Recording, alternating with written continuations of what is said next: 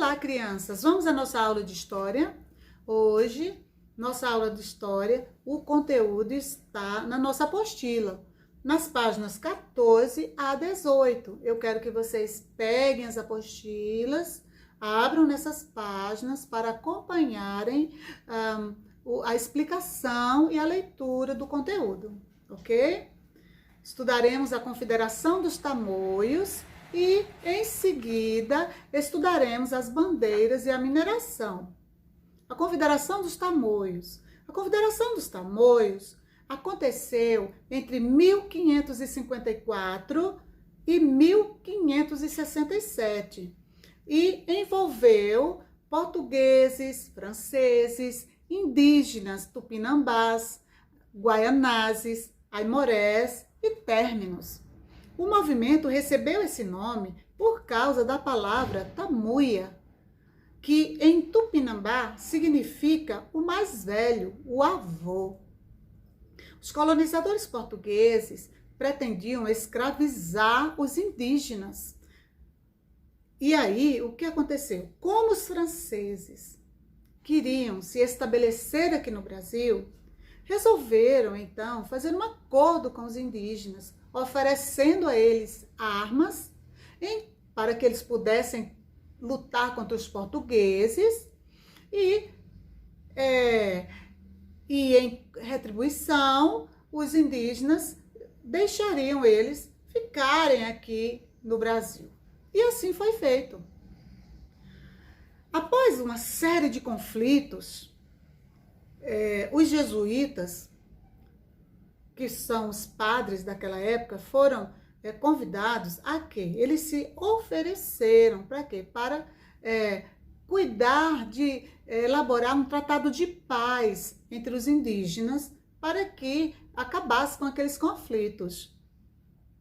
E foi feito um acordo de paz chamado de Tratado de Paz de Piroig, firmado em 1563. Estabelecida a paz, a Confederação dos Tamoios foi dissolvida. No entanto, após a Confederação dos Tamoios, os franceses permaneceram aqui, na Baía de Guanabara. Por esse motivo, Mendes Sá pediu reforço a Portugal. Dona Catarina, regente do trono português, enviou em 1563 uma frota comandada por Estácio de Sá, que era sobrinho de Mendes Sá. Além dos reforços recebidos de Portugal, Mendes Sá obteve o apoio do indígena Araribóia, que era o chefe dos términos. Após vários combates, os portugueses conseguiram, enfim, expulsar os franceses e acabar com a França Antártica. Estácio de Sá, porém, morreu em decorrência dos combates. De qualquer modo, de sua expedição, em 1565, resultou a fundação do povoado de São Sebastião do Rio de Janeiro, que deu origem à atual cidade do Rio de Janeiro. O indígena Araribóia foi recompensado por Mendes Sá com uma sesmária próxima à Baía de Guanabara, que futuramente daria origem à cidade de Niterói. Ele ganhou uma sesmária. O que seria uma sesmária? Seriam umas terras não cultivadas, que aí o índio poderia o quê? Trabalhar em cima dessa terra, certinho? Vamos falar um pouquinho sobre a França equinocial. Em 1612, os franceses voltaram ao Brasil, comandados por Daniel de La Touche. Dessa vez, escolheram o Maranhão, onde fundaram a França equinocial e iniciaram a construção do Forte de São Luís, origem da atual capital do Maranhão. Depois de muitas lutas, os portugueses, sob o comando de Jerônimo de Albuquerque, conseguiram, enfim, expulsar os franceses do Maranhão em 1615. E é isso. Agora vocês vão responder esses conteúdos aqui e vamos falar agora um pouquinho sobre as bandeiras e a mineração. Esse conteúdo eu já até comentei com vocês na aula passada de História, no nosso livro, vem falando sobre essas bandeiras. No início do período colonial, a ocupação do Brasil concentrava-se no litoral do Nordeste. No século XVII, entre 1601 e 1700, começaram a ser organizadas expedições para o interior da colônia, chamadas de bandeiras. As bandeiras eram organizadas como é que fala? Organizadas e bancadas pelos próprios colonos. Os portugueses, a coroa portuguesa, ela teve uma pequena participação nessas bandeiras, né? Contribuiu um pouco.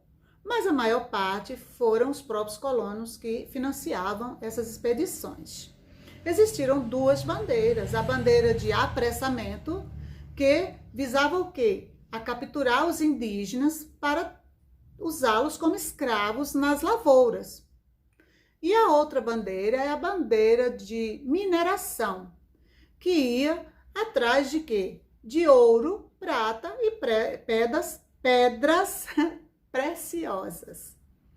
Os colonos da Vila de São Paulo, localizada no interior da capitania de São Vicente, foram os que mais se destacaram nessas expedições. Longe do litoral, São Paulo cresceu em torno de um colégio fundado por padres jesuítas em 25 de janeiro de 1554, no Planalto de Piratininga, acima da Serra do Mar. A vila era muito pobre e não podia reproduzir riquezas para exportação. Não havia estradas para transportar produtos até chegar no litoral, onde era embarcado em navios com destino à Europa. Outro obstáculo era a Serra do Mar. Por isso, a população de São Paulo dedicava-se à agricultura de subsistência. Ou seja, a agricultura de subsistência é aquela que é feita em pequena produção, apenas para o sustento das famílias que moravam ali naquela região. Vamos falar um pouquinho sobre as bandeiras, os bandeirantes paulistas.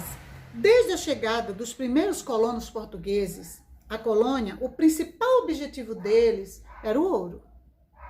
Os paulistas ficaram famosos por organizarem expedições que tinham esse objetivo. Em 1600, a vila de São Paulo tinha apenas 1.500 habitantes e suas casas eram muito pobres.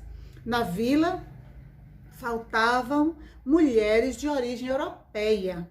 Então, as expedições de apressamento, os paulistas capturavam mulheres indígenas para trabalhar nas tarefas domésticas e muitas até se tornavam suas esposas. Os filhos desses casais eram mamelucos, que é uma mistura do português com o índio. Nós até já estudamos essa miscigenação de raças. Os filhos desses casais, né, então, eram mestiços. Participavam das expedições, juntamente com os bandeirantes, colonos de origem portuguesa, os mestiços, indígenas aliados e indígenas escravizados. O chefe da expedição geralmente era um colono de origem portuguesa.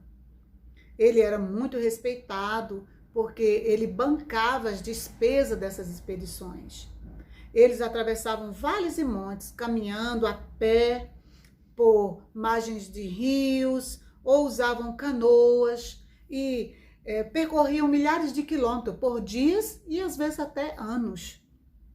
E o que ajudou na sobrevivência desses desbravadores foi justamente o apoio dos indígenas, que ensinaram para eles como sobreviver na mata e enfrentar os perigos que lá existiam.